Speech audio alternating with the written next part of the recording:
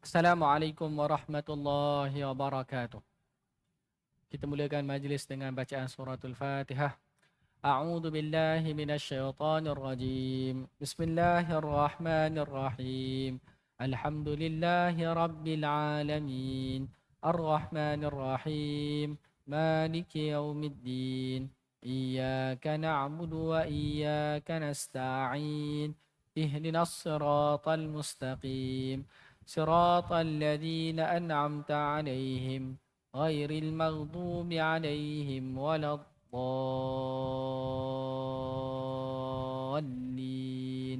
آمين. Kita baca salawat atas Nabi Muhammad sallallahu alaihi wasallam. اللهم صل على سيدنا محمد. اللهم صل عليه وسلم.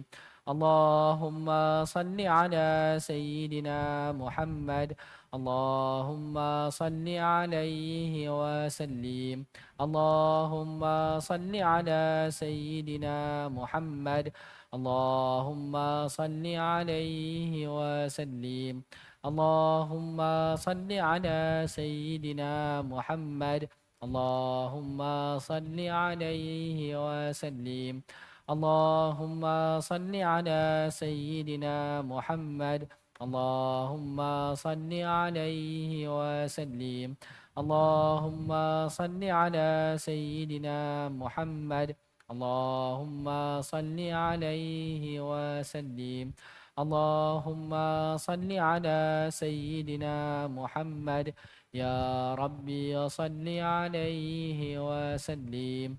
بسم الله الرحمن الرحيم. إن الحمد لله نحمده ونستعينه ونستغفره ونعوذ بالله من شرور أنفسنا ومن سيئات أعمالنا. من يهده الله فلا مضل له ومن يضلل فلا هادي له. وأشهد أن لا إله إلا الله وحده لا شريك له. وأشهد أن محمدا عبده ورسوله صلى الله عليه وعلى آله وصحبه وسلم تسليما كثيرا. سبحانك لا علم لنا إلا ما علمتنا إنك أنت العليم الحكيم. ولا حول ولا قوة إلا بالله العلي العظيم. رب اشرح لي صدري ويسر لي أمري واحلل عقدة من لساني يفقهوا قولي. اللهم علمنا الكتاب. اللهم علمنا الحكمة. اللهم فقهنا في الدين وعلمنا التأويل. اللهم لا سهل إلا ما جعلته سهلا وأنت تجعل الحزن إذا شئت سهلا. آمين آمين آمين يا رب العالمين. أما بعد. Tuan-tuan dan puan yang dirahmati Allah Subhanahu wa taala, pada malam ini kita teruskan lagi pengajian kitab Al-Fiqhul Manhaji ala Madhhabil Imam Syafi'i. Kitab Fiqh Mazhab Syafi'i yang disusun oleh tiga orang ulama, Syekh Dr. Mustafa Al-Khin, Syekh Dr. Mustafa Al-Bugha dan Syekh Dr. Ali Syarbadi rahimahumullahu taala. Baik.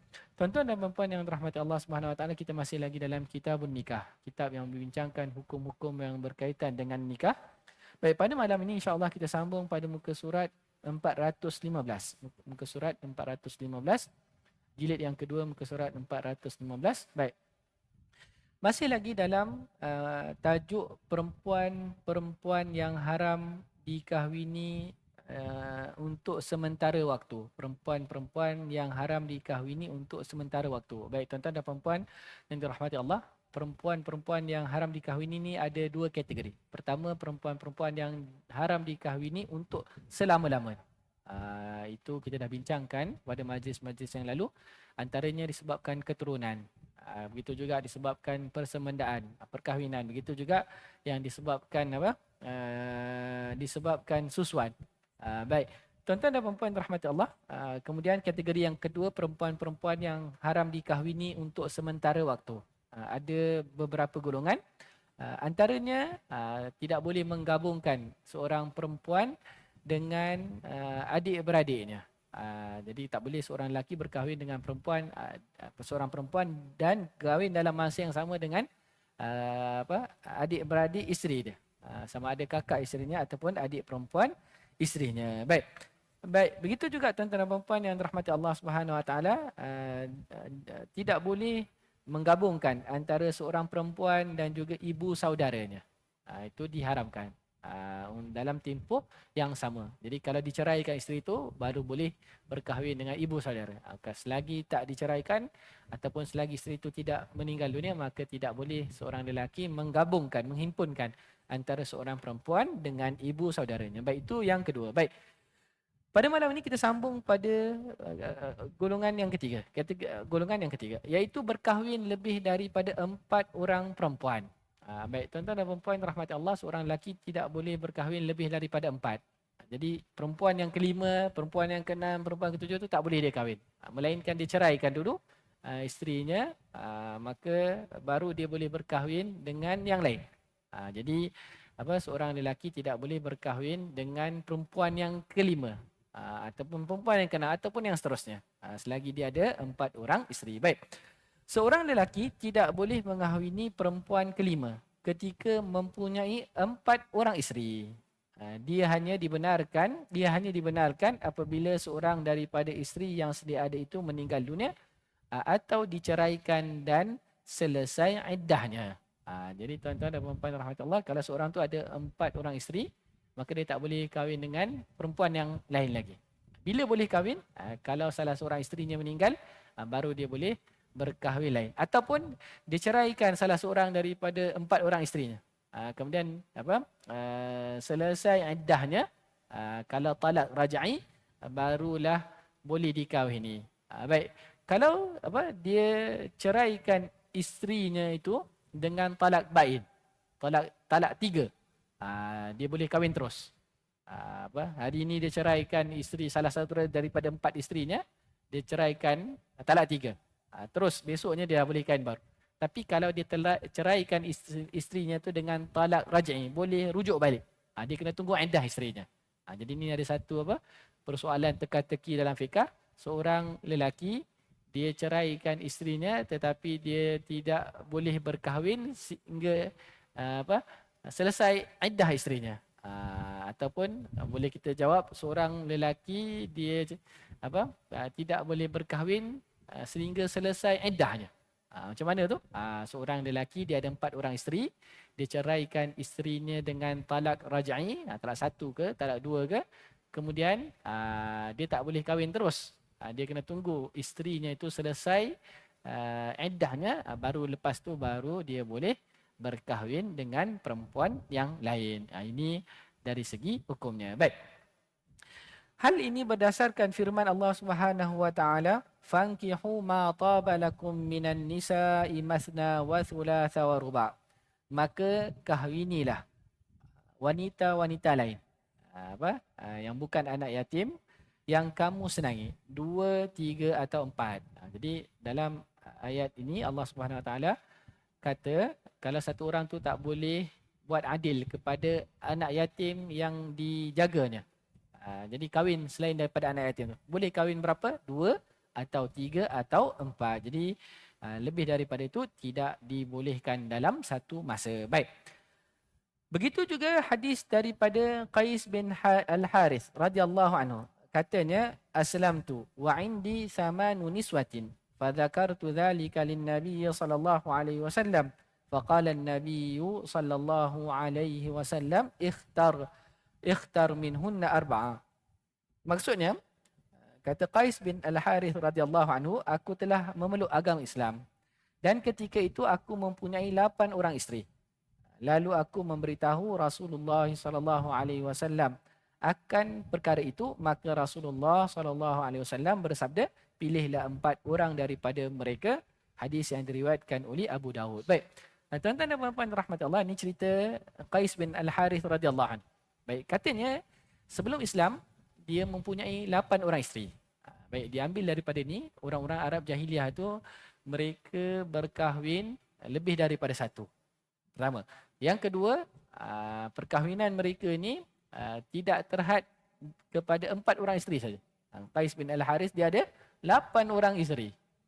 Baik, tuan-tuan dan puan yang dirahmati Allah Subhanahu wa taala, apabila dia masuk Islam, maka dia jumpa Nabi SAW dan diberitahu bahawa dia mempunyai 8 orang isteri.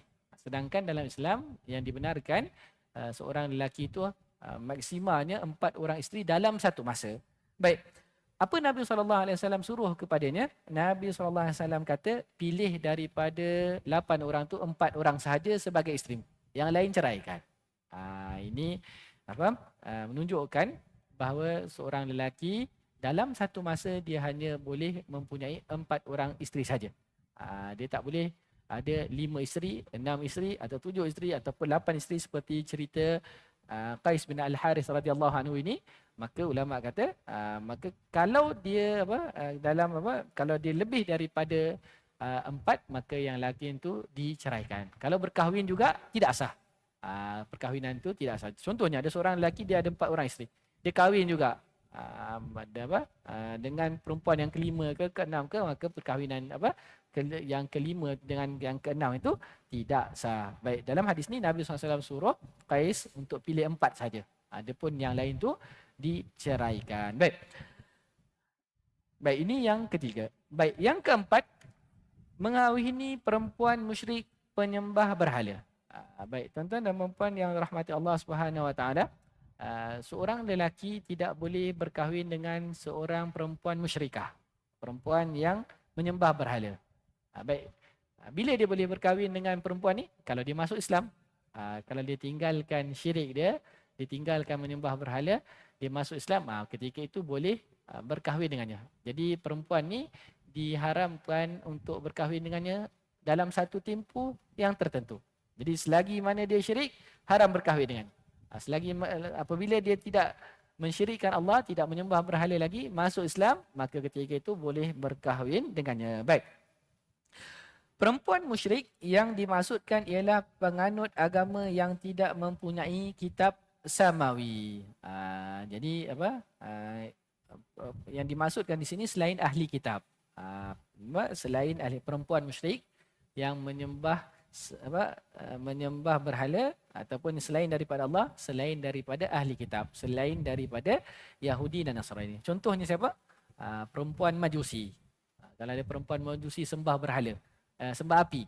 Majusi ni sembah api, tak boleh untuk kita berkahwin dengannya. Perempuan daripada agama-agama yang lain, Hindu ke, Buddha ke ataupun yang seumpama, tidak boleh seorang Islam, lelaki Islam berkahwin dengan mereka. Melainkan kalau perempuan tu masuk Islam, maka ketika itu barulah boleh berkahwin dengan mereka. Baik. Perempuan ini halal dikahwini jika dia telah memeluk Islam. Itu syarat dia. Jadi sementara selagi mana dia tak masuk Islam, tak boleh berkahwin dengan mereka. Tapi kalau boleh sudah masuk Islam, maka ketika itu boleh berkahwin dengan mereka. Baik. Firman Allah Subhanahu Wa Taala, "Wala tankihul musyrikati hatta yu'min, wala amatun mu'minatun khairum min musyrikatin walau a'jabatkum." Firman Allah Subhanahu Wa Taala, dan janganlah kamu, wahai orang-orang beriman, menikahi wanita-wanita musyrik. Ini ada larangan daripada Allah Subhanahu Wa Taala. Baik. Sampai bila? Sebelum mereka beriman. Kalau mereka beriman, maknanya boleh berkahwin dengan mereka. Jadi Allah perintahkan kepada orang-orang beriman supaya jangan mengahwini orang-orang musyrik sehinggalah mereka beriman. Jika mereka beriman, ketika itu barulah boleh mengahwini mereka. Kemudian Allah Subhanahu Wa Taala sebutkan, sesungguhnya wanita yang mukmin lebih baik dari wanita musyrik walaupun dia menarik hatimu. Baik. Dalam ayat ini Allah Subhanahu Wa Taala ingatkan kepada orang beriman, kalau perempuan tu cantik sekalipun tapi dia tidak beriman, musyrikah, maka sebenarnya tidak ada kebaikan padanya. Kebaikan tu pada agama. Sebab tu Allah kata sesungguhnya wanita yang beriman lebih baik daripada wanita yang musyrik, yang sembah berhala, yang buat perkara syirik, walaupun dia cantik, walaupun dia banyak harta, walaupun daripada keturunan yang mulia, tapi iman tu rupanya lebih baik daripada ciri-ciri yang lain. Baik. Baik, peringatan. Pertama, seorang perempuan Islam tidak boleh berkahwin dengan seorang lelaki yang bukan Islam walau apapun agamanya. Tuan-tuan dan puan rahmati Allah, lelaki Islam boleh berkahwin dengan perempuan Islam. Pertama. Yang kedua, boleh berkahwin dengan perempuan ahli kitab, Yahudi dan Nasrani, dengan syarat-syaratnya. Baik. Adapun perempuan Islam, dia tidak boleh berkahwin melainkan dengan lelaki Islam sahaja.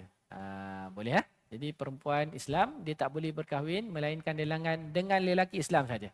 Dia tak boleh berkahwin dengan lelaki Yahudi ataupun Nasrani. Itu tidak boleh, tidak dibolehkan. Baik. Hal ini kerana melalui perkahwinan wujudnya kekuasaan wilayah suami terhadap isterinya. Sedangkan tiada kekuasaan orang kafir terhadap orang Islam. Perempuan, baik, tuan-tuan dan puan yang dirahmati Allah, kalau seorang lelaki Islam kahwin dengan perempuan Yahudi ataupun Nasrani, maka yang berkuasanya lelaki. Jadi lelaki ini dia berkuasa kepada isterinya walaupun dia Yahudi ataupun Nasrani. Tapi kalau sebaliknya, seorang lelaki Yahudi ataupun Nasrani kahwin dengan perempuan Islam, maka yang berkuasa adalah lelaki. Maka takut dibimbangi akan agama perempuan. Itu yang disebutkan. Jadi perempuan itu juga tidak akan terjamin agamanya kerana suami tidak beriman dengan agama pegangan isterinya. Hal ini berdasarkan firman Allah Subhanahu wa taala, "Walan yaj'alallahu lil kafirina 'alal mu'minina sabila." Baik, Allah Subhanahu wa taala tidak akan memberi jalan kepada orang-orang kafir untuk memusnahkan orang-orang yang beriman. Maksudnya apa? Kalau seorang lelaki Yahudi ataupun Nasrani berkahwin dengan perempuan Muslim, Islam, maka takut-takut nanti dia akan mempengaruhi isterinya ni untuk apa? Tinggalkan agama Islam, masuk agama Yahudi ataupun Nasrani. Jadi ini apa? Ini memudaratkan agama perempuan tersebut. Sebab itu dalam Islam, baik kalau lelaki pula, tak apa, sebab lelaki boleh tarik isterinya yang Yahudi ataupun Nasrani itu untuk masuk ke dalam Islam. Jadi sebab lelaki yang mempunyai kuasa. Dalam Al-Quran Allah Subhanahu Wa Taala sebutkan ar-rijalu qawwamuna 'alan nisa. Lelaki itu adalah pemimpin kepada kaum wanita. Jadi kalau lelaki itu Islam, dia boleh tarik isterinya yang Yahudi tadi ataupun Nasrani tadi untuk masuk Islam. Baik. Begitu juga firman Allah Subhanahu Wa Taala, wala tunkihul musyrikina hatta yu'minu wala 'abdun mu'minun khairum min musyrikin walau a'jabakum. Ulaika yad'una ilan nar wallahu yad'u ilal jannati wal maghfirati bi'idnih wa yubayyinu ayatihi lin-nasi la'allahum yatadhakkarun. Baik. Firman Allah Subhanahu wa taala, dan janganlah kamu, wahai orang-orang beriman, dan janganlah kamu menikahkan orang-orang musyrik dengan wanita-wanita mukmin. Jadi sebelum mereka beriman. Dalam ayat ini Allah kata, wahai orang-orang beriman, wahai wali-wali lelaki yang beriman, jangan kamu nikahkan anak-anak perempuan kamu. Jangan kamu nikahkan orang-orang yang berada di bawah kekuasaan kamu dengan apa? Lelaki-lelaki musyrik. Selagi mana mereka tidak beriman. Jadi kalau ada anak perempuan, jangan kahwinkan anak perempuan tu dengan apa? Lelaki yang apa? Bukan Islam, yang bukan Islam. Baik. Sesungguhnya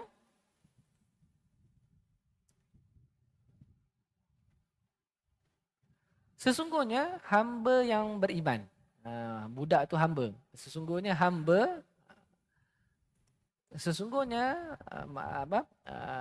hamba Allah yang beriman itu lebih baik daripada orang musyrik walaupun dia menarik hati kamu.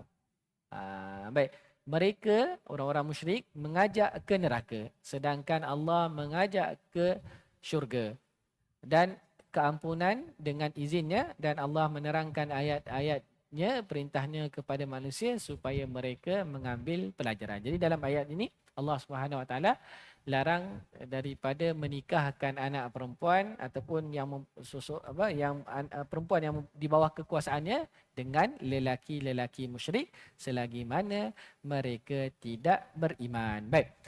Jika lelaki musyrik itu memeluk Islam, bolehlah perempuan Islam berkahwin dengannya. Sekiranya berlaku perkahwinan sebelum lelaki tersebut memeluk Islam, akad nikah itu batal dan kedua-duanya wajib dipisahkan dengan segera. Jika telah berlaku persetubuhan, ia dianggap zina. Ini apa? Ini apa? Ini hukum dia. Jadi kalau seorang lelaki yang bukan Islam kahwin dengan lelaki bukan Islam, sama ada dia penyembah berhala ke ataupun Kristian ke ataupun Yahudi ke, berkahwin dengan perempuan Islam. Baik. Apakah kesan pada akad nikah tersebut? Kita kata akad nikah tersebut batal, tidak sah. Akad nikah tersebut batal. Baik, wajib dipisahkan. Tak boleh apa disatukan kedua-duanya.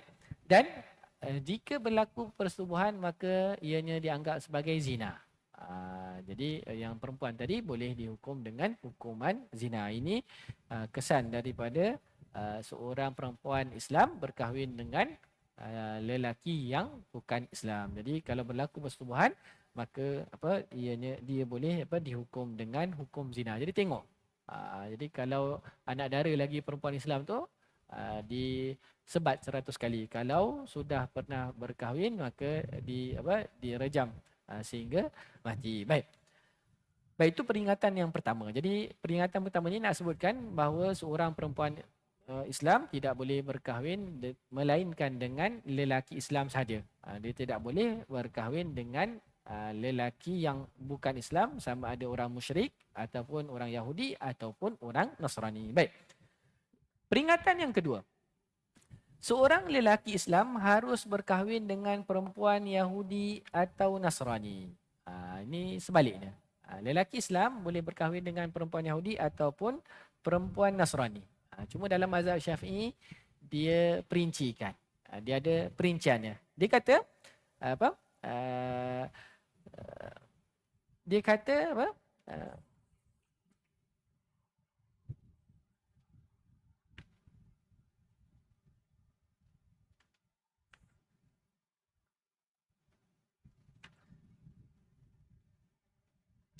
Dia kata perempuan ahli kitab yang dimaksudkan ini adalah yang berketurunan Nabi Yaqub AS.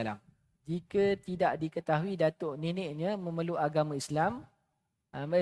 Baik sekali lagi. Baik, orang dalam fikah mazhab Syafi'i dia sebutkan seorang lelaki Islam boleh berkahwin dengan perempuan Yahudi atau Nasrani. Tapi bukan semua. Dia ada perinciannya. Baik, dalam muzakarah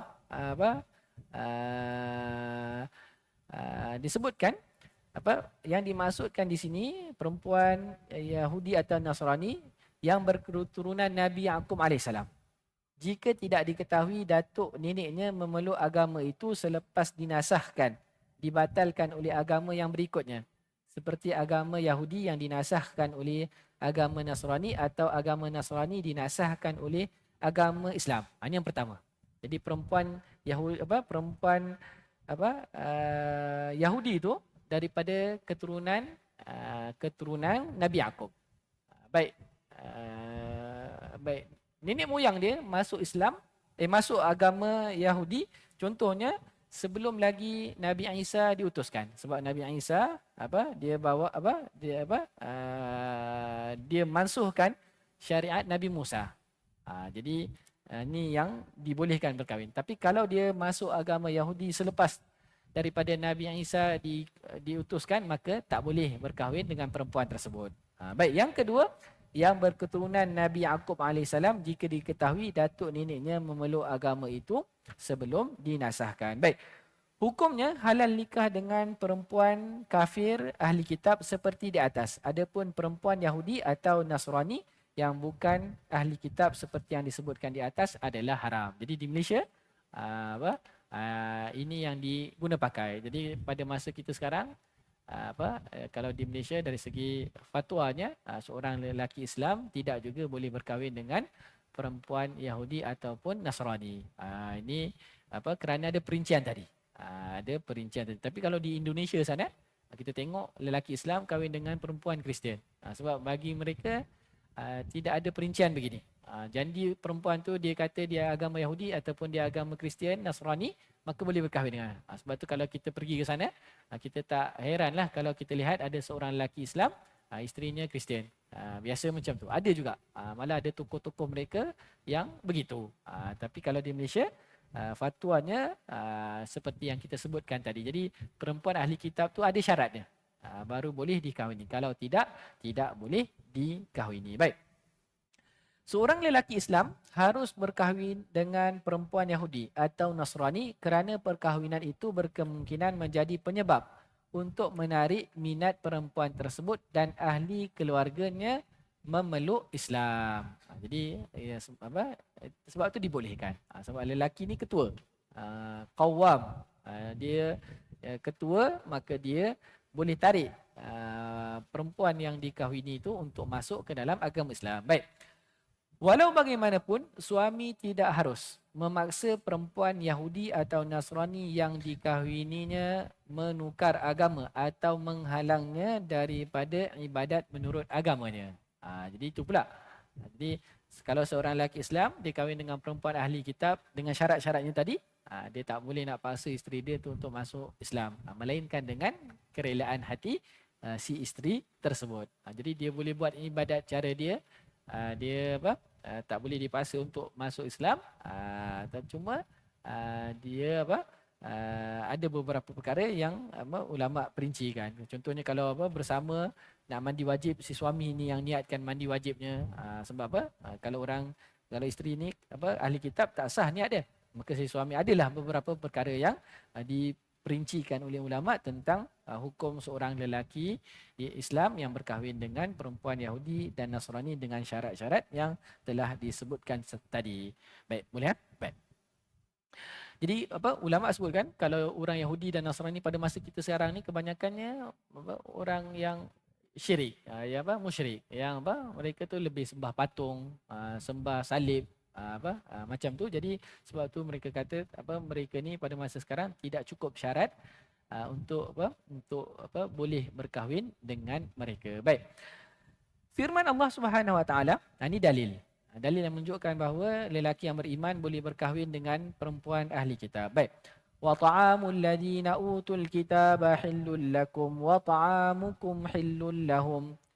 والمحصنات من المؤمنات والمحصنات من الذين أوتوا الكتاب من قبلكم إذا آتيتموهن أجورهن محصنين غير مسافحين ولا متخذي أخدان. Baik. Baik, dalam Al-Quran Allah Subhanahu Wa Taala berfirman, dan makanan ahli kitab, sembelihan Yahudi dan Nasrani halal bagi kamu. Dan makanan kamu halal pula bagi mereka. Baik, ini kita dah rincikan dalam tajuk sembelihan. Jadi kita boleh makan sembelihan orang Yahudi, orang Islam. Kita juga boleh makan sembelihan orang Yahudi dan Nasrani. Tapi ada syarat dia. Itu kita dah terangkan dalam majlis-majlis yang lalu. Baik. Kemudian dan dihalalkan mengawini wanita yang menjaga kehormatan di antara wanita-wanita yang beriman. Jadi orang Islam boleh berkahwin dengan perempuan Islam. Dan wanita-wanita yang menjaga kehormatan di antara orang-orang yang diberi Alkitab sebelum kamu. Jadi orang lelaki Islam boleh berkahwin dengan perempuan-perempuan ahli kitab. Dalam Quran dia tak perincikan sifat-sifatnya. Tapi ulama-ulama fiqh mereka perincikan keturunan Nabi Yaqub ataupun yang tidak yang masuk agama tu sebelum daripada agama tu dimansuhkan. Itu perincian mereka dah. Tapi dalam Al-Quran tak diperincikan. Sebab tu dalam mazhab yang lain mereka kata boleh.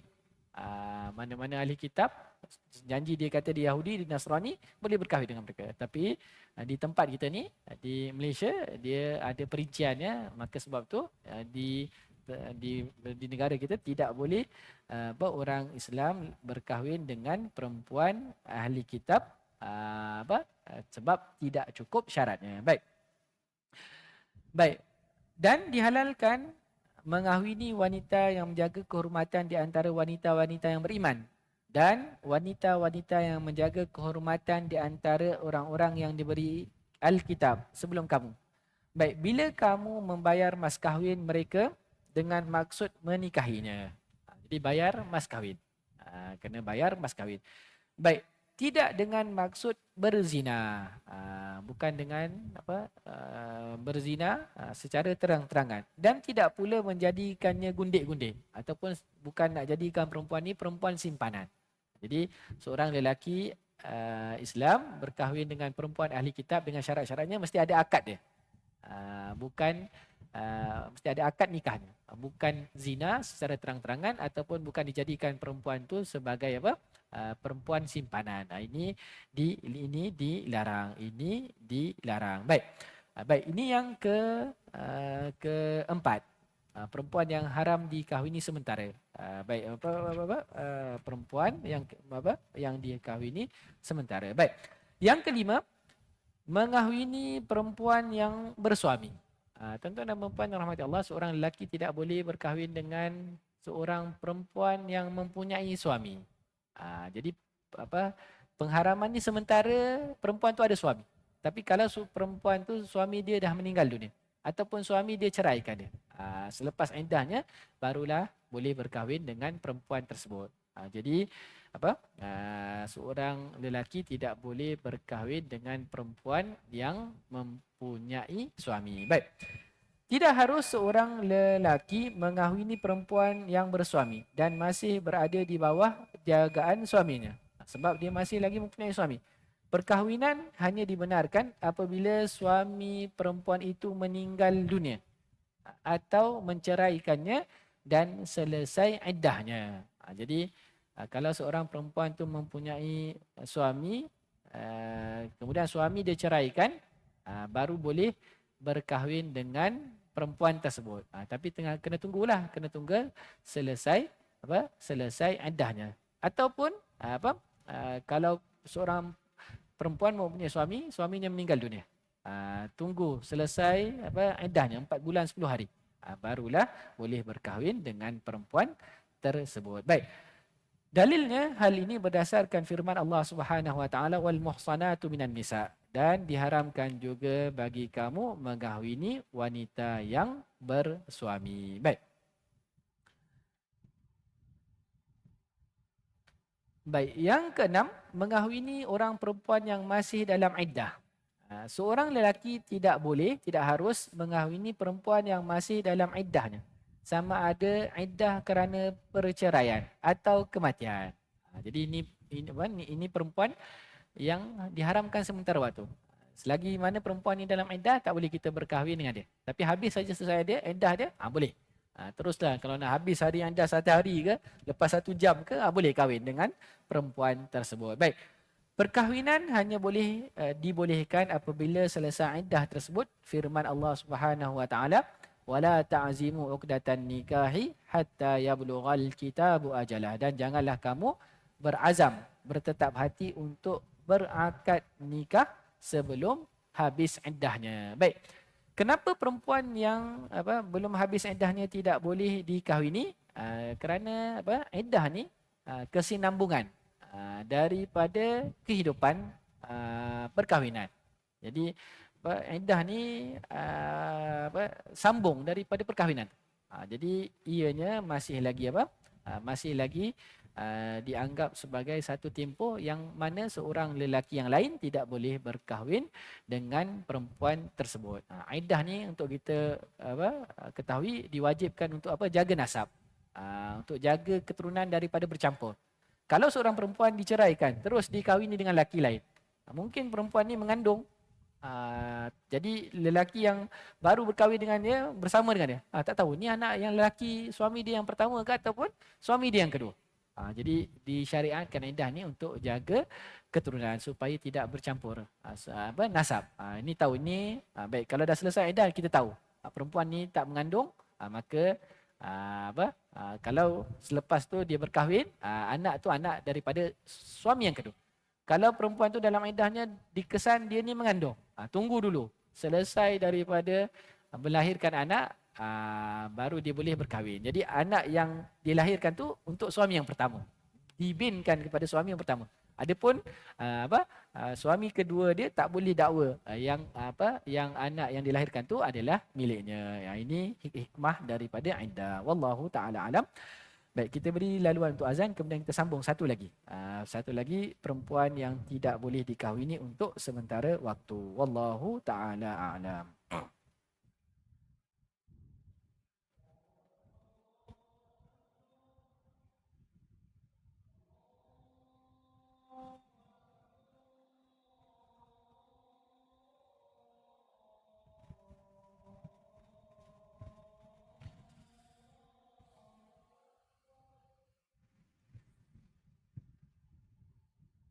Allahu Akbar, Allahu Akbar.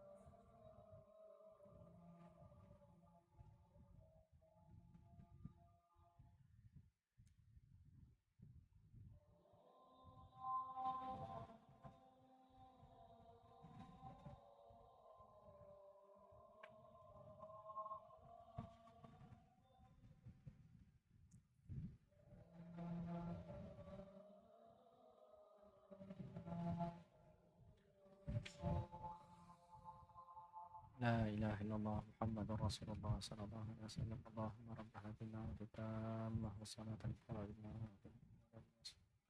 وضعف مقام محمودا الذي وحده اللهم فكر الله كل بحذارك أسألك عنا ما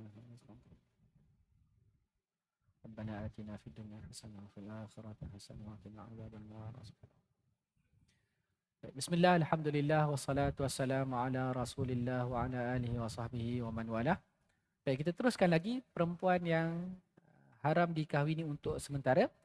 Yang ketujuh, perempuan yang diceraikan talak 3. Baik, kalau seorang lelaki dia ceraikan isterinya dengan talak 3, maka dia tidak boleh berkahwin dengan bekas isterinya tu. Sehinggalah bekas isterinya itu berkahwin lain, kemudian berlaku persetubuhan, kemudian tunggu iddahnya selesai, kemudian barulah dia boleh berkahwin. Jadi ini syarat dia. Jadi seorang lelaki yang menceraikan isteri dengan talak 3 tidak boleh berkahwin dengan bekas isterinya itu, melainkan setelah dilakukan perkara-perkara yang kita sebutkan tadi. Baik. Perempuan yang diceraikan dengan talak 3 tidak boleh dikahwini oleh bekas suaminya semula, sehingga dia berkahwin dengan lelaki lain dengan perkahwinan yang sahih menurut syarak dan berlaku persetubuhan. Bekas suami hanya boleh mengahwininya dengan akad nikah yang baru setelah perempuan itu diceraikan dan selesai iddahnya. Jadi seorang lelaki dia cerai isterinya talak 3. Baik, isterinya iddah. Kemudian lelaki bekas isterinya berkahwin dengan lelaki lain. Kemudian berlaku persetubuhan. Kemudian diceraikan, tunggu iddahnya. Kemudian baru nak kahwin, dia baru boleh kahwin. Itu pun dengan nikah akad yang baru. Tak boleh rujuk saja, mesti ada akad nikah yang baru. Akad nikah yang baru. Baik. Firman Allah Subhanahu wa taala, "Fa in talaqaha fala tahillu lahu min ba'du hatta tankiha zawjan ghairah." فإن طلقها فلا جناح عليهما أن يتراجعا إن ظنا أن يقيما حدود الله وتلك حدود الله يبينها لقوم يعلمون. Baik. Kemudian jika si suami mentalaknya sesudah talak yang kedua, talak 3 lah, maka perempuan itu tidak lagi halal baginya. Jadi selepas talak 3, perempuan itu tidak halal baginya. Sehingga dia berkahwin dengan suami yang lain. Kahwin dulu dengan suami lain. Bersetubuh dengan suami yang baru tersebut. Kemudian jika suami yang lain itu menceraikannya. Suami yang kedua itu menceraikannya. Maka tidak ada dosa bagi keduanya. Bekas suami pertama dan isteri untuk kahwin kembali. Jika keduanya berpendapat akan dapat menjalankan hukum-hukum Allah, itulah hukum-hukum Allah yang diterangkan kepada kaum yang mahu mengetahui. Surah Al-Baqarah ayat yang ke-230. Baik. Ini dalil yang menunjukkan bahawa perempuan yang diceraikan dengan talak 3 tidak boleh dikahwini selagi tidak cukup syarat yang kita telah sebutkan tadi. Baik. Begitu juga hadis daripada Aisyah radhiyallahu anha, katanya, جاءت امرأة رفاعة القردي النبي صلى الله عليه وسلم فقالت كنت عند رفاعة فطلقني فأبت طلاقي فتزوجت عبد الرحمن ابن الزبير إنما معه مثل هدبة الثوب فقال أتريدين أن ترجعي إلى رفاعة لا حتى تذوقي عسيلته wayazuku usailataki. Baik. Tuan-tuan dan puan rahmat Allah, pada zaman Nabi SAW, kata Aisyah, ada seorang perempuan, isteri kepada Rifa'ah Al-Qurazi. Disebutkan namanya Tamimah binti Wahab. Dia isteri kepada seorang sahabat Nabi yang lain, namanya Rifa'ah Al-Qurazi. Baik. Perempuan ni dia bertemu dengan Nabi SAW. Lalu berkata, dahulu aku isteri Rifa'ah. Dia kata, dulu aku ni adalah isteri kepada Rifa'ah Al-Qurazi. Baik, dan dia telah menceraikan aku dengan talak 3. Kata suami lamaku, Rifa'ah, diceraikan aku dengan talak 3. Baik. Kemudian oleh itu aku berkahwin dengan Abdul Rahman bin Az-Zabir. Dia kata lepas suami dia yang pertama tu ceraikan dengan talak 3, dia berkahwin dengan seorang lelaki lain namanya Abdul Rahman bin Zabir. Baik. Tetapi dia mati pucuk. Dalam riwayat ni dia kata apa? Innama ma'ahu mislu hudbati saub. Dia kata suami dia yang kedua ni macam ni. Di dalam hadis tu dia kata dia ambil tudung dia kata macam ni. Maknanya suami dia tu mati pucuk, tak boleh nak bersama. Itu alasan dia. Sebenarnya perempuan ni dia nak cari hilah bagaimana Nabi SAW boleh pisahkan dia dengan suami keduanya supaya dia boleh balik kepada suami pertamanya. Jadi dia kata suamiku yang kedua ni macam ni. Dia ambil tudung dia kata macam hujung kain. Maksudnya mati pucuk. Baik. Nabi perasan, Nabi tahu.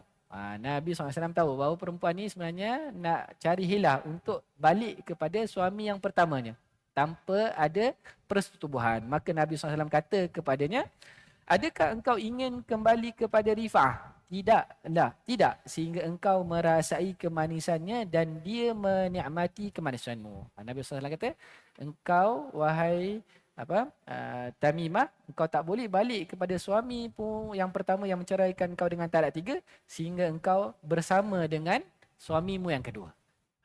Bersama dulu, bersetubuh dulu, kemudian dia ceraikan engkau, kemudian selepas itu tunggu iddahnya, barulah boleh engkau berkahwin semula dengan suami yang pertamamu, Rifa'ah. Ini kata Nabi SAW. Jadi diambil daripada hadis ni, seorang perempuan yang diceraikan dengan talak 3 tidak boleh dikahwini, tetapi untuk sementara waktu sahaja. Jadi ini perempuan-perempuan yang haram dikahwini untuk sementara waktu. Ada 7 jenis perempuan. Wallahu ta'ala alam. InsyaAllah pada majlis akan datang kita akan sambung dengan tajuk yang baru, hukum poligami dan hikmah pensyariatannya. Wallahu ta'ala a'lam. Kita akhiri majlis pada malam ini dengan kafaratul majlis. Subhanakallahumma wa bihamdika asyhadu an la ilaha illa anta astaghfiruka wa atubu ilaik. Allahumma anfa'na bima 'allamtana wa 'allimna bima yanfa'una wa zidna 'ilma. اللهم إنا نسألك علما نافعا ورزقا طيبا وعملا متقبلا. اللهم إنا نعوذ بك من جهد البلاء ودرك الشقاء وسوء القضاء وشماتة الأعداء برحمتك يا أرحم الراحمين. اللهم إنا نسألك حبك وحب ما يحبك والعمل الذي يبلغنا إلى حبك. اللهم ارزقنا شفاعة نبيك محمد صلى الله عليه وسلم. ربنا آتنا في الدنيا حسنة وفي الآخرة حسنة وقنا عذاب النار. وصلى الله على النبي الأمي وعلى آله وصحبه وسلم والحمد لله رب العالمين. بارك الله فيكم والسلام عليكم ورحمة الله وبركاته.